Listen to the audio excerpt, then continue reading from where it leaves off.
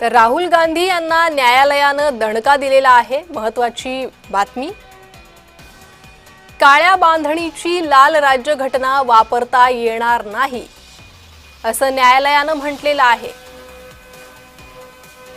तर एका प्रकाशन संस्थेच्या कार्यक्रमात त्यांनी ही प्रत वापरली होती। तर राहुल गांधी यांना न्यायालयात दणका, काळ्या बांधणीची लाल राज्यघटना वापरता येणार नाही। एका प्रकाशन संस्थेच्या याचिकेवर दिल्ली उच्च न्यायालयानं हे आदेश दिलेले आहे आणि यावरच प्रतिक्रिया देण्यासाठी आमच्यासोबत भाजपचे आमदार अतुल भातखळकर हे जोडले गेले आहे। अतुलजी, तुमचं जय महाराष्ट्रमध्ये स्वागत। काय वाटतंय न्यायालयाच्या या आदेशावर? न्यायालयाच्या निर्णयाचं स्वागत आहे आणि राहुल गांधींना न्यायालयाकडनं वारंवार थपडा खाण्याची सवय झालेली आहे, त्याचाच हे पुढचं पाऊल आहे। भारतीय राज्यघटना हा समस्त भारतवासियांकरता एक पवित्र ग्रंथ आहे, ज्याच्या आधारावर 140 कोटी भारतीयांनी आपलं सामाजिक राजकीय व्यवहार करण्याची आवश्यकता आहे। अशा भारतीय राज्यघटनेचा निवडणुकीकरता, राजकारणाकरता, स्वतःच्या स्वार्थाकरता वापर करण्याचा एक अत्यंत हीन दर्जाचा प्रयत्न राहुल गांधींनी केला आणि त्याच्यामुळे न्यायालयाने आज त्यांना पुन्हा एकदा चपराक दिलेली आहे। भारतीय घटना हा राजकारणाचा विषय नाहीये, तो श्रद्धेचा विषय, त्याच्या आधारावर जीवन जगण्याचा विषय आहे।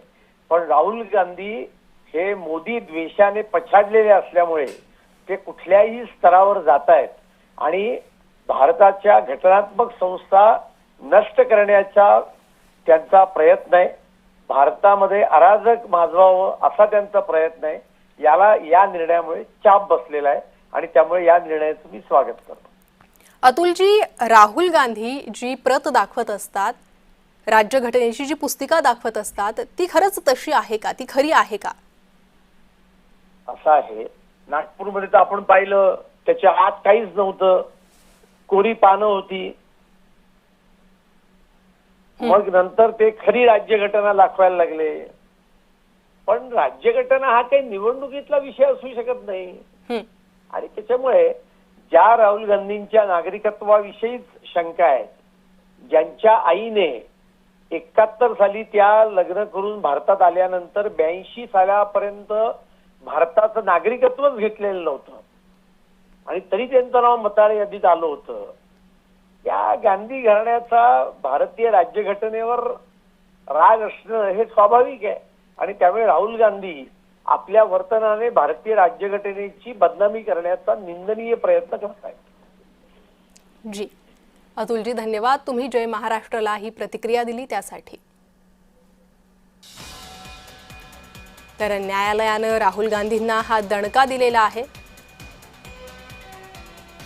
अनेक ठिकाणी भाषणामध्ये राहुल गांधींनी हीच प्रत संविधानाची दाखवली आणि त्यावरून आता त्यांना दणका।